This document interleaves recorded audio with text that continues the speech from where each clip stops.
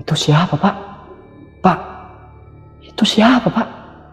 Dan Pak Giman ini kayak dia kebingungan karena Pak Giman gak ngelihat adanya orang lain selain mereka bertiga. Bahkan Aldo pun saat itu gak ngelihat sama sekali adanya orang lain selain mereka bertiga. Di situ bingung Aldo dan Pak Giman ini.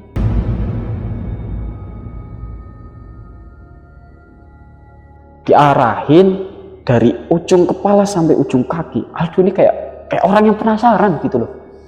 Dia kayak orang yang penasaran. Dan saat itu juga Aldo ini sadar kalau sosok yang dia lihat itu penampakannya udah beda banget dengan apa yang dia lihat sebelumnya.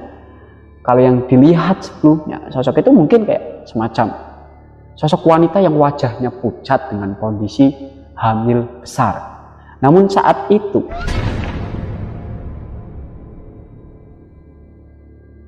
Assalamualaikum warahmatullahi wabarakatuh. Balik lagi nih dulur, bareng saya di sini Muhammad Reza Maulana yang akan membawakan seret kisah mistis yang tentunya dapat membuat bulu kuduk Anda semua berdiri. Dan pada kesempatan kali ini saya ingin membawakan sebuah kisah nyata yang dikirim langsung oleh salah seorang, yaitu Mas Aldo.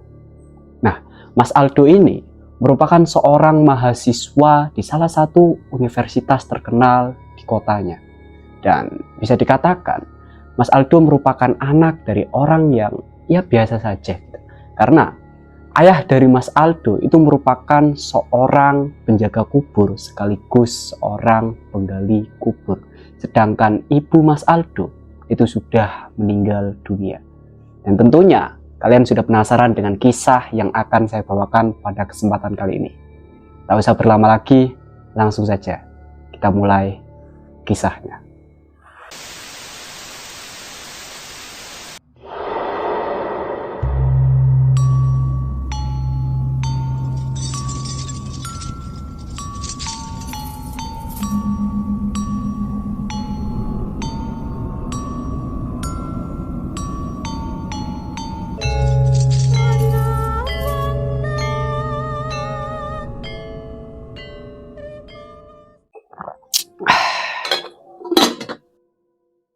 Kisah yang dibagikan oleh Mas Aldo kepada kami itu merupakan kisah nyata yang dialami langsung oleh ayahnya dan juga ia sendiri. Ayah Mas Aldo ini bernama Pak Giman yang merupakan seorang penjaga tempat pemakaman umum atau bisa dikatakan juru kunci. Dia juga bertugas sebagai penggali makam. Nah, Pak Giman ini itu biasanya dia berangkat ke makam itu di pagi hari dan pulangnya di sore hari. Nah, tak jarang juga Pak Giman pulang sampai larut malam apabila saat itu ada jenazah yang baru dimakamkan. Karena Pak Giman ini kayak ditugasin untuk menjaga makam itu selama 1 malam. Nah, tak bisa dipungkiri juga, saat itu masih marak sekali. Saat itu masih marak sekali dan banyak sekali kasus pencurian tali pocong yang dilakukan oleh segelintir orang dengan entah apa maksud dari hal itu. Nah, di suatu malam, di saat Pak Giman ini sedang menjaga salah satu makam yang bisa dikatakan makam ini baru ya. Saat itu Pak Giman ini kedatangan seorang tukang ojek yang berhenti tepat di depan pintu masuk pemakaman itu. Nah, di sini saat ini Pak Giman ini bingung. Kok ada tukang ojek malam-malam begini datang ke pemakaman? Waktu menunjukkan pukul 1 malam. Di situ lebih bingung lagi dong Pak Giman ini. Ini kenapa tukang ojek bisa kesini jam 1 malam? Setelah tukang ojek itu disamperin sama Pak Giman spontan nanya, "Mas, ada yang bisa saya bantu?" "Oh, iya Pak, saya mau nyari alamat." "Alamat? Alamat mana Pak?" "Ini bener Pak alamatnya." Tukang ojek ini ngasih lihat HP-nya ke Pak Giman. Dan saat itu Pak Giman ini benar ngelihat gitu loh. Dia ngeliat, oh iya mas bener ini alamatnya. Emang kenapa ya? Saya mau jemput penumpang pak. Hah? Penumpang? Satu hal yang diketahui oleh Pak Giman saat itu, di area pemakaman itu sama sekali gak ada rumah warga. Karena pemakaman itu jaraknya lumayan jauh dari rumah warga. Dan disitulah hal aneh terjadi. Saat itu juga Pak Giman ini nanya, mas, emang namanya siapa penumpangnya yang mau dijemput? Bentar pak, saya cek dulu nih namanya. Setelah tukang ojek ini ngasih tahu nama dari penumpang yang ingin ia jemput, di situ Pak Giman benar-benar kaget. Entah apa yang ada di pikiran Pak Giman. Pak, ini pak namanya Sulastri. Namanya Sulastri. Nama yang saat itu mungkin terdengar tidak asing oleh Pak Giman sendiri. Dan setelah mendengar tukang ojek ini nyebut nama itu, Pak Giman langsung bilang, mas, udah, pokoknya mas pulang aja. Mas pulang aja. Gak ada yang namanya Sulastri di sini. Mas pulang, udah, pokoknya itu ikhlasin aja mas. Di situ tukang ojek bingung dong. Dia bingung. Kok bisa bapaknya nyuruh saya pulang, sedangkan saya nggak tahu maksudnya bapak nyuruh saya pulang itu apa. Pak Giman cuma geleng-geleng sambil bilang, mas, udah ya, mas nurut aja sama saya daripada nanti kejadian hal-hal yang mas sendiri ini nggak inginin gitu mas. Udah, mas mending pulang aja, nurut sama saya mas. Nah, saat itu tukang ojek ini udah kayak denger apa yang dikatakan oleh Pak Giman. Dia ini kayak ngerasa merinding sendiri gitu loh. Walaupun saat itu Pak Giman ini nggak ngejelasin apa yang sebenarnya dimaksud oleh Pak Giman.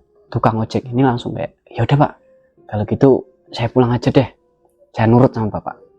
Setelah tukang ojek ini pergi meninggalkan tempat itu, Pak Giman kembali masuk ke dalam area pemakaman. Nah, di saat Pak Giman ini berjalan, dia melangkahkan kakinya. Dia berhenti di salah satu makam yang terlihat baru.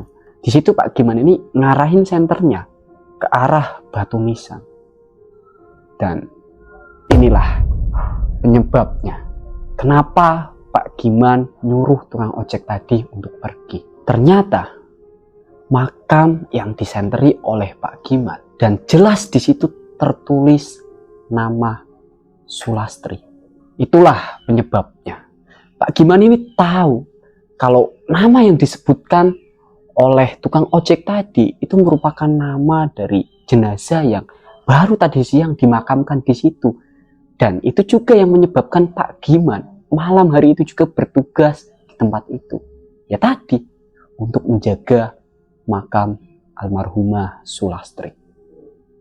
Setelah kejadian itu, Pak Giman ini kembali ke gubuknya atau kayak semacam gubuk untuk ia istirahat lah. Setelah ia istirahat, di situ Pak Giman ini nggak sengaja dia tertidur. Bener-bener dia nggak sengaja lagi duduk nyender di kayak semacam kayu gitulah ya. Dia nyender. Nah, di saat dia merem, dia mendapati sebuah mimpi yang sangat aneh. Nah, mimpinya ini kayak mimpi yang nyata gitu loh. Di dalam mimpinya, Pak Giman itu didatangi seorang yang ia sendiri sangat kenal sekali. Itu merupakan tetangganya yang sering membantunya. Dan dia adalah Pak Aryo. Pak Aryo ini datang ke mimpi Pak Giman. Saat itu Pak Aryo datang dan bilang, Pak, besok tolong ya galiin kuburan. Hah? Kuburan? Buat siapa Pak? Udah, pokoknya Bapak besok gali aja. Nanti Bapak bakal tahu sendiri buat siapa itu kuburan. Pak Giman ini tersadar dari tidurnya. Dan setelah tersadar, di pagi harinya, Pak Giman benar-benar dia ngerasa mimpinya semalam itu merupakan hal yang nyata. Karena setelah Pak Giman ini pulang dari kuburan, pada pukul 9 pagi, di rumahnya, Pak Giman ini didatangi oleh RT di kampungnya. Dan RT itu menyampaikan tujuan kedatangannya ke situ. Dia bilang, Pak, nanti tolong ya galiin kuburan. Ada orang meninggal. Itu Pak Giman jawab dong, innalillahi. Siapa Pak yang meninggal? Itu Pak Aryo. Setelah mendengar nama yang disebutkan oleh Pak RT, Pak Giman benar-benar shock. Dia langsung ngelus dadanya sambil bilang, astagfirullahaladzim, ya Allah. Di situ Pak RT bingung dong. Dia kayak nanya, loh Pak, kenapa Pak? Kenapa Pak? Sambil megang pundak Pak Giman. Enggak Pak, enggak apa-apa. Iya Pak, nanti saya galiin. Iya Pak, tolong ya, nanti digaliin. Kalau bisa jangan sampai maghrib. Karena dari pihak keluarga minta tolong supaya almarhum dimakamin itu sebelum maghrib Pak. Nah setelah itu Pak Giman ini bilang, iya nanti saya usahain pokoknya, tenang aja. Nanti nunggu Aldo pulang, dia masih kuliah. Biar ada yang bantu saya Pak. Pak RT ini pergi meninggalkan Pak Giman. Setelah itu Pak Giman pun langsung bergegas ke tempat pemakaman umum. Di sana Pak Giman ini duduk sambil nungguin kedatangan Aldo. Sekitar pukul 2 siang, Aldo pun datang. Pak, oh ya Do, Aldo nanya, Pak, yang meninggal siapa? Disitulah Pak Giman ini menjelaskan, yang meninggal almarhum Pak Aryo Do. Astagfirullahaladzim, innalillahi wa inna ilaihi raji'un. Pak, bukannya Pak Aryo itu yang biasa ngebantu kita ya? Iya Do, Pak Aryo yang itu. Dia meninggal. Nah, terus kenapa Pak kok bisa meninggal? Bapak juga nggak tahu Do. Orang tadi disuruh sama Pak RT buat ngaliin kuburan doang. Bapak nggak sempat nanya kenapa bisa meninggal. Ya udahlah, udah Do.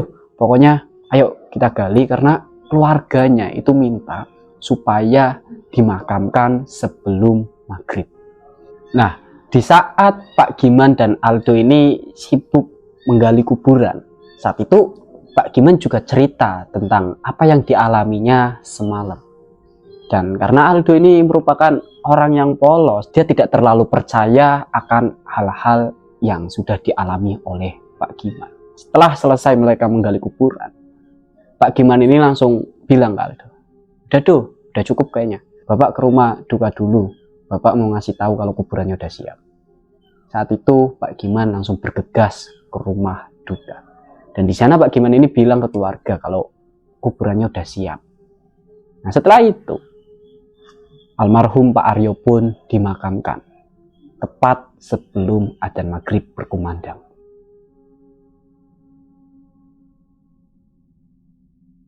Orang yang bertakziah pun sudah bubar meninggalkan pemakaman itu. Saat itu istri dari almarhum Pak Aryo ini mendatangi Pak Giman sembari menyerahkan sebuah amplop. Dia bilang gini, Pak, ini Pak, makasih. Nah, ini ada tambahan Pak buat ngopi nanti malam. Saya minta tolong ya Pak, nanti malam ditemenin. Pak Giman ini langsung mengiyakan gitu loh. Dia bilang, oh ya Bu, tenang aja Bu, nggak apa-apa, saya bakal temenin kok.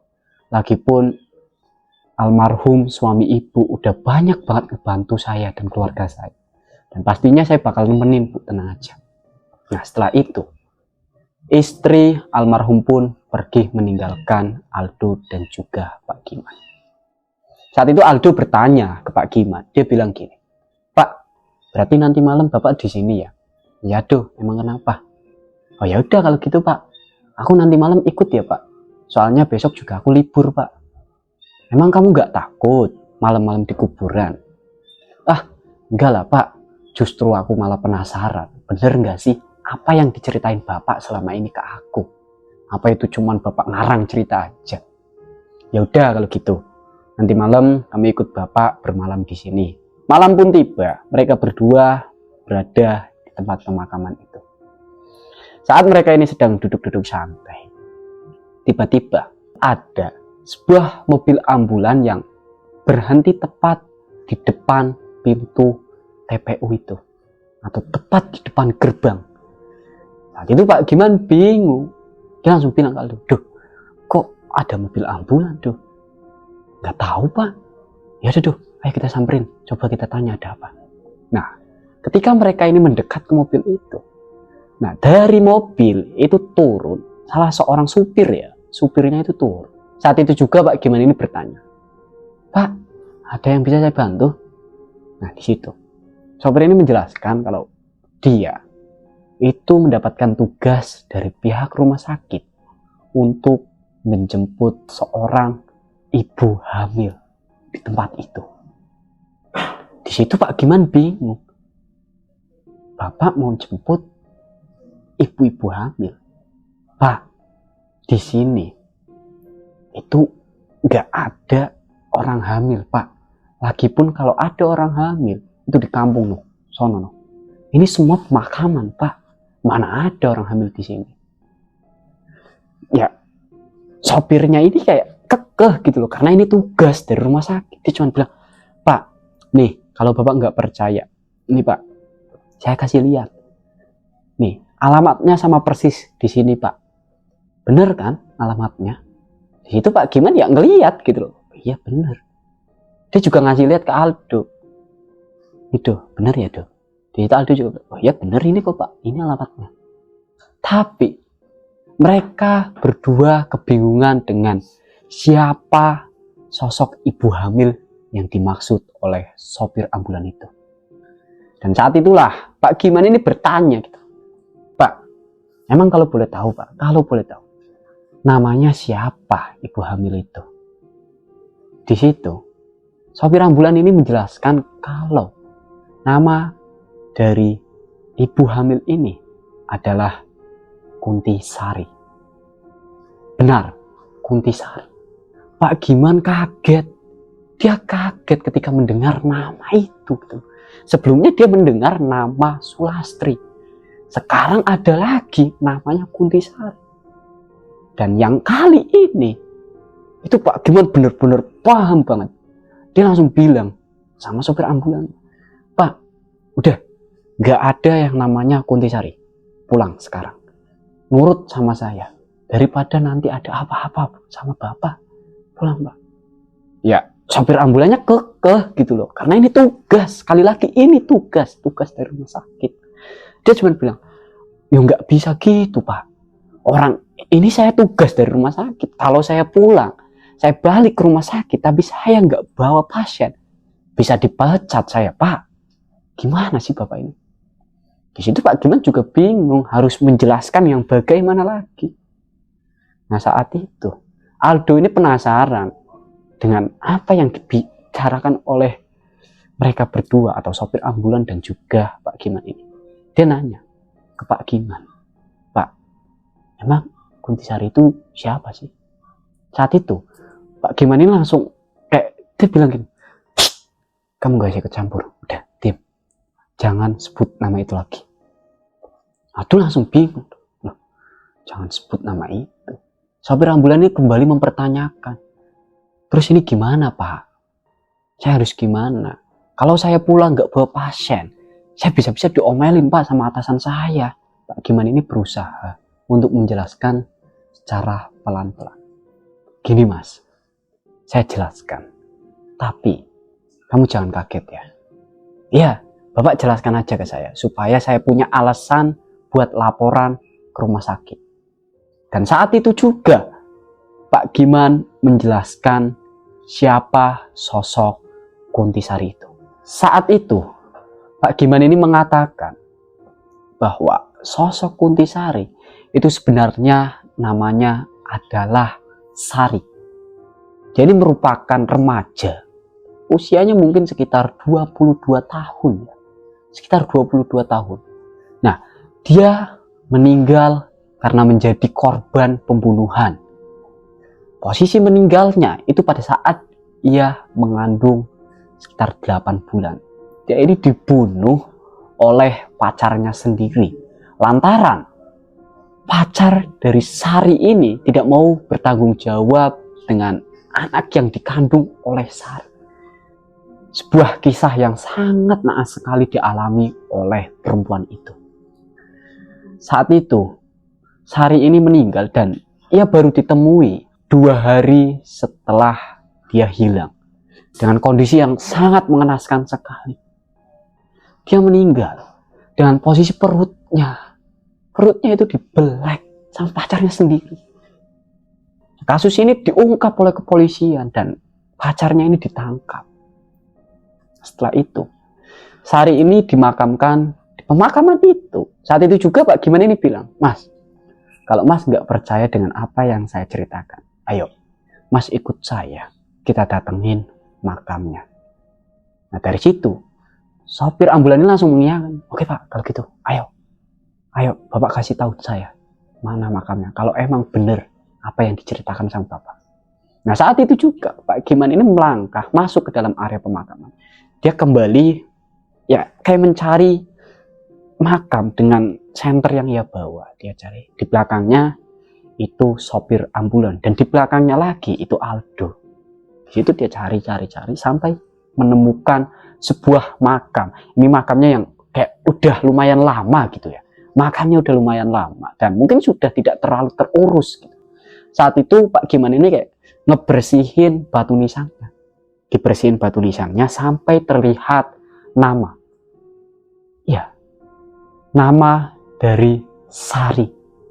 Disitulah sopir ambulan ini langsung percaya. Oh, gitu ya Pak.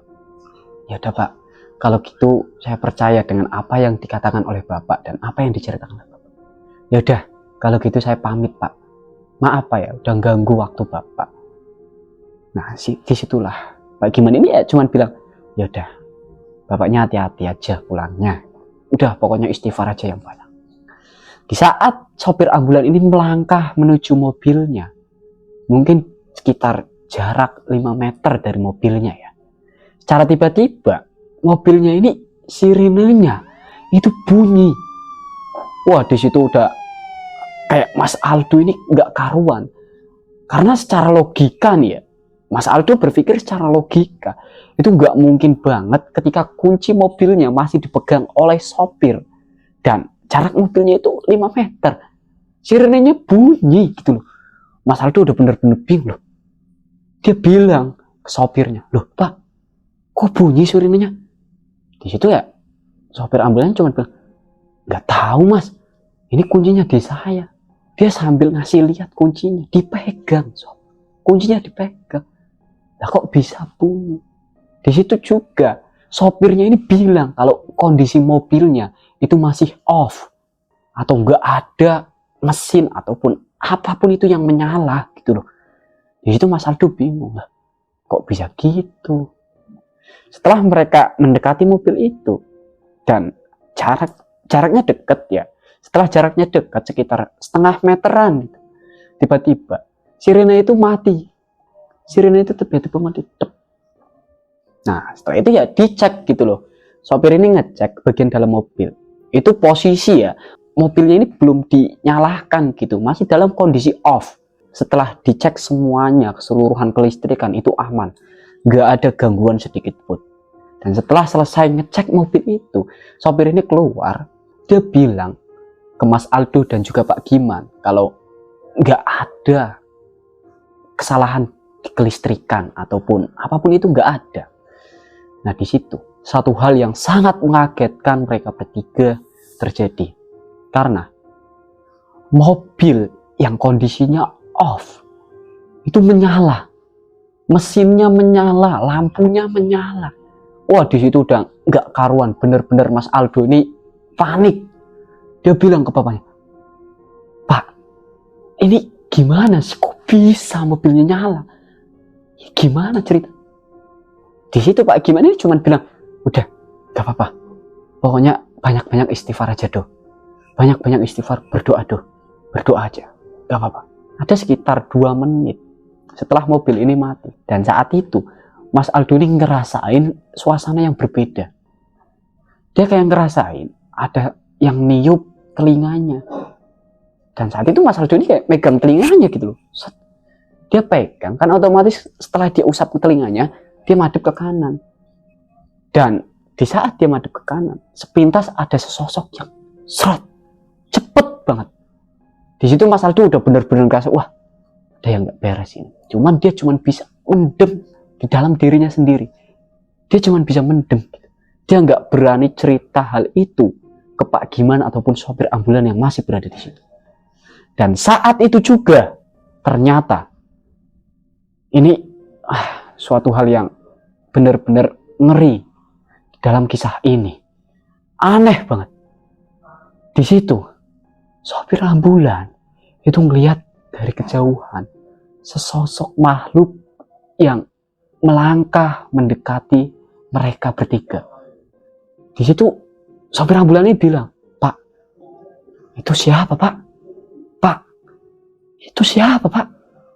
Dan Pak Giman ini kayak dia kebingungan karena Pak Giman gak ngelihat adanya orang lain selain mereka bertiga. Bahkan Aldo pun saat itu gak ngelihat sama sekali adanya orang lain selain mereka bertiga. Di situ bingung Aldo dan Pak Giman ini. Nah, saat sopir ini memperhatikan, sosok itu semakin dekat, dan semakin dekat. Terlihat jelas postur tubuhnya.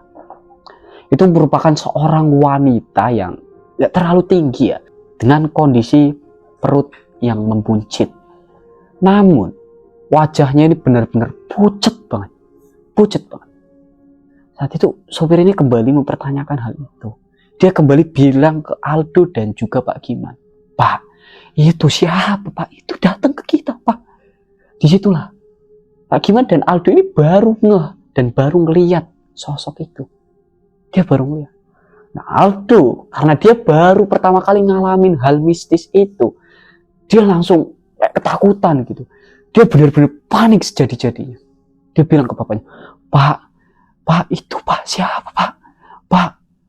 Di situ, Pak Giman ini berusaha untuk menenangin Aldo dengan bilang, "Udah doh, pokoknya kamu tenang. Kamu tundukin kepala kamu. Kamu baca istighfar sebanyak mungkin. Kamu baca surat-surat apapun itu yang kamu hafal." Di situ Aldo langsung nurut. Dia nundukin kepalanya dan dia istighfar. Dia istighfar, astagfirullahaladzim. Keringetnya itu ya kecucuran banyak banget. Keringetnya itu di mana-mana gitu loh. Bulunya udah pada berdiri semua.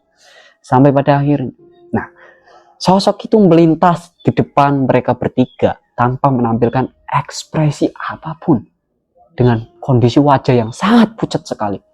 Karena saat itu Aldo ini masih nundukin kepalanya, otomatis dia lihat dong. Dia lihat kaki dari sosok itu.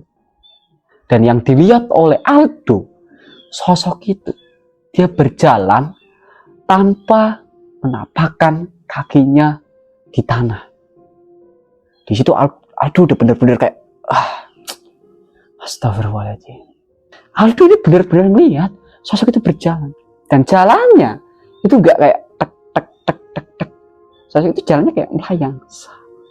Beda dengan manusia lain. Bahkan mungkin beda dengan kalian. Sangat beda sekali.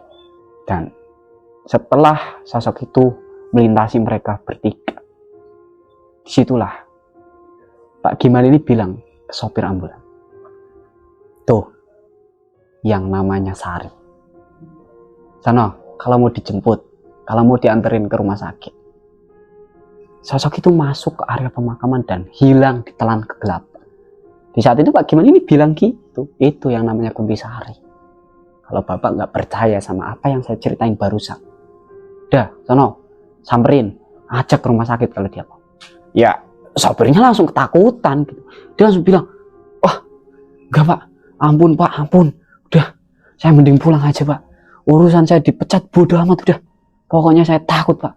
Dan setelah itu, sopir ambulan ini langsung bergegas ninggalin Pak Giman dan juga Aldo yang masih berada di tempat pemakaman umum. Setelah sopir ini pergi menjauh area itu, Pak Giman dan Mas Aldo ya masuk lagi ke pemakaman. Saat itu Aldo ini ngelihat jam 2 pagi. Jam 2 pagi Aldo ngelihat jam. Nah, di situ Pak Giman ini bilang ke Aldo, "Tuh, gimana? Kamu udah tahu sendiri kan kalau apa yang Bapak ceritain itu semua bener do. Bapak nggak ngada-ngada do. Semua yang Bapak ceritain ke kamu itu pengalaman nyata Bapak do. Sekarang gini, kamu mau lanjut nemenin Bapak atau mau pulang aja?" Di situ Mas Aldo ya, dia bilang, "Mending saya di sini Pak nemenin Bapak. Kalau saya pulang, nanti malah yang ada yang begituan datang lagi ke rumah Pak. Di situ saya sendirian malah saya takut. Udahlah, saya di sini aja sama Bapak." Pak Giman pun langsung menyetujui, "Ya udah kalau gitu, ayo balik lagi." Mereka pun kembali ke gubuk di mana mereka sebelumnya ini singgah. Dan setelah mereka duduk, cukup lama saat itu. Saat itu, Pak Giman ini bilang ke Aldo, "Tuh, Bapak mau tidur. Ya 1 jam lah, Bapak perlu istirahat. Nanti kalau udah 1 jam, kamu bangunin Bapak. Nanti baru kamu gantian yang tidur ya." Tadi itu Pak Giman ini bilang. Dan tidak bisa dipungkiri juga ya dulur ya, kalau setahu saya sendiri ya, dalam menjaga sebuah makam itu 1 malam, kalau misalkan ada salah satu atau 2 yang menjaga, itu pokoknya harus ada yang melek gitu, nggak ada yang boleh tertidur. Dan saat itulah Pak Giman ini bilang pokoknya gantian. Dan ya udah, Aldo pun dengan dia ngeberaniin dirinya sendiri. Dia cuma bilang dalam hatinya, oke, gua harus berani ngebantu bapak gua. Saat Pak Giman ini langsung tertidur, dia tidur. Aldo ya cuman mainin HP di situ. Dia cuman mainin HP. Di saat Aldo ini mainin HP, sepintas dia dengar suara tangisan anak kecil. Suara yang benar-benar jelas banget dengar oleh Aldo. Dia langsung mikir, wah, suara apa nih? Dan entah kenapa Aldo ini kayak nggak sadar ya. Kayak nggak sadar bahwa dia ini masih berada di pemakaman. Dia kayak udah lupa gitu loh. Entah apa yang dirasakan oleh Aldo. Dia nyari gitu. Dia nyari asal suara itu. Dan padahal kalau Aldo ini dalam kondisi sadar, dia bakal ngeh kalau dia itu berada di kuburan. Dan mana ada sih di jam 2:30 anak kecil yang nangis di dalam kuburan. Itu kalau Aldo itu sadar, dia pasti ngeh gitu. Dia pasti tahu gitu, kalau yang nangis itu bukan manusia, benar-benar manusia. Itu Aldo nyari. Dia nyari pakai senter yang biasa dibawa oleh ayahnya ini. Dia cari. Dia melangkah menjauhi gubuk di mana Pak Giman ini tidur. Saat dia menjauh, tiba-tiba dia ini kayak ngelihat sesosok yang sebelumnya dilihat oleh mereka bertiga. Iya, sosok Sari. Sosok yang sebelumnya dilihat oleh Aldo, Pak Giman, dan juga sopir ambulan tadi. Nah, sosok ini itu berdiri tepat di depan Aldo. Jaraknya itu 3 meter ya, sekitar 3 meter lah yang dikatakan oleh Aldo ini. Jaraknya sekitar 3 meter. Dia hadap-hadapan. Dan di situ Aldo ini kayak ngarahin senternya ke sosok itu. Diarahin dari ujung kepala sampai ujung kaki. Aldo ini kayak orang yang penasaran gitu loh. Dia kayak orang yang penasaran. Dan saat itu juga Aldo ini sadar kalau sosok yang dia lihat itu penampakannya udah beda banget dengan apa yang dia lihat sebelumnya. Kalau yang dilihat sebelumnya, sosok itu mungkin kayak semacam sosok wanita yang wajahnya pucat dengan kondisi hamil besar. Namun saat itu Aldo ini ngelihat sosok Sari ini dengan kondisi yang berbeda. Karena Aldo benar-benar ngelihat perut Sari ini gila sumpah. Yang dilihat oleh Aldo itu perut Sari ngebelah, dan dari perutnya itu bercucuran darah. Di situ Aldo benar-benar ketakutan, dan saking ketakutannya dia pingsan di tempat itu. Dia nggak sadar apa yang terjadi selanjutnya.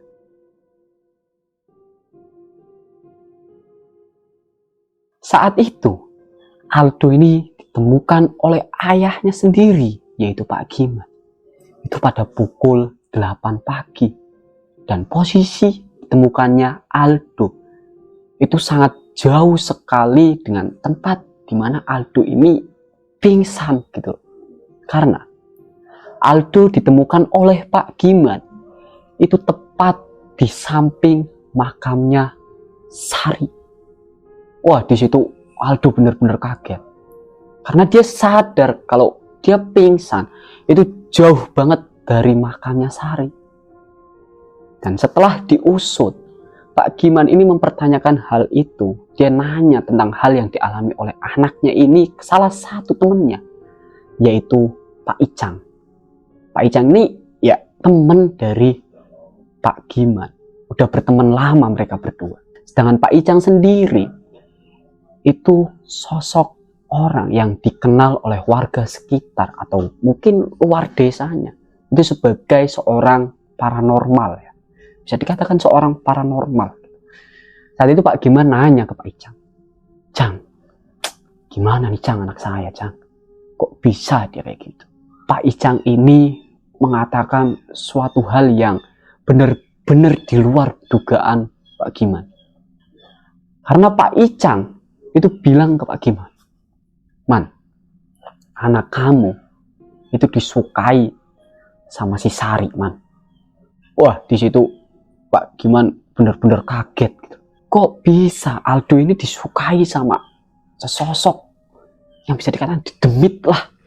Pak Icang ini bilang, "Sari itu kepengen kalau anak kamu jadi suaminya. Atau Sari ini pengen kalau Aldo itu jadi ayah dari anak yang dikandung oleh Sari." Dan kita kembali lagi ya, kalau kita kembali lagi seperti apa yang diceritakan oleh Pak Giman kepada sopir ambulan. Dia mengatakan bahwa saat Sari ini meninggal itu dalam kondisi hamil 8 bulan. Dan dia meninggal dengan anaknya juga. Gitu. Anaknya juga ikut meninggal. Dan dari situlah Sari ini ya mungkin kepengen gitu, kalau Aldo menjadi ayah dari anak yang ia kandung di alam sana. Di situ Pak Giman bingung lagi. Dia bingung harus bagaimana. Karena Pak Icang ini merupakan temen yang udah lama banget kenal sama Pak Giman. Dia bilang, "Udah Man, tenang aja. Nanti pokoknya bakal tak bantu supaya anak kamu bisa lepas dari sosok Sari." Pak Giman ini benar-benar langsung sumringah gitu loh. Langsung bilang, "Yang benar kamu. Wah, makasih banget. Pokoknya tolong banget bantu anak saya. Dah, pokoknya tenang aja. Karena saya tahu satu ritual yang bisa melepaskan seseorang dengan makhluk tak kasat mata atau sebangsa jin. Ini merupakan kayak ritual yang hanya dilakukan atau hanya bisa dilakukan oleh orang-orang tertentu, dan salah satunya Pak Icang. Pak Giman ini bilang, nah emang apalagi yang diperluin buat ritual? Pak Icang ini cuma bilang, yang dibutuhin cuma 2 buat ritual. Yang pertama itu kembang 7 rupa, dan yang kedua itu air. Nah, mungkin di sini kalian semua tahu untuk apa sih air dan juga kembang 7 rupa itu. Benar, untuk mandi Aldo. Itu merupakan salah satu ritual yang bisa melepaskan kayak yang dialami oleh Aldo ini. Manusia yang disukai oleh sebangsa jin. Tidak cuma hanya itu. Ternyata Pak Icang ini juga bilang kalau gini ya. Ini ritual pertama itu Aldo harus mandi pakai kembang 7 rupa. Dan yang kedua, Aldo harus melaksanain mukso. Atau bahasa Indonesia itu artinya puasa. Puasa selama 3 hari. Saat itu Pak Giman ini ya langsung, oh ya udah, syukur deh kalau gitu. Syaratnya gak terlalu ribet. Nah setelah itu, Pak Giman ini langsung mempersiapkan. Dia nyiapin kembang 7 rupa dan ember. Di situ yang memandikan langsung itu Pak Giman. Namun dibimbing oleh temannya tadi, yaitu Pak Icang. Pak Icang juga nggak lupa ngingetin lagi ke Aldo. Setelah ini, kamu harus puasa selama 3 hari. Ya, supaya gangguan ini benar-benar hilang.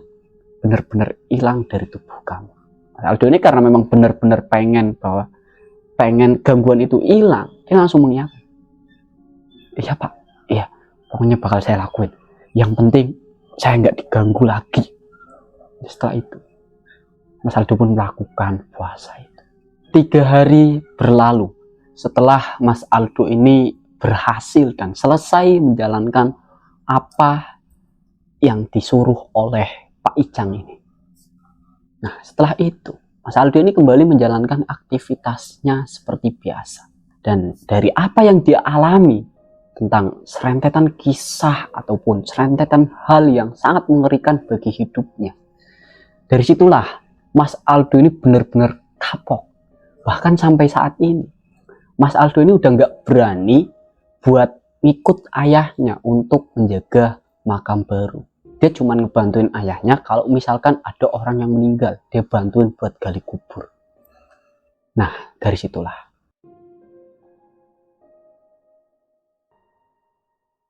sedulur-sedulurku tapak misteri dimanapun kalian berada, kisah ini merupakan kisah nyata yang dialami langsung oleh Mas Aldo dan juga ayahnya.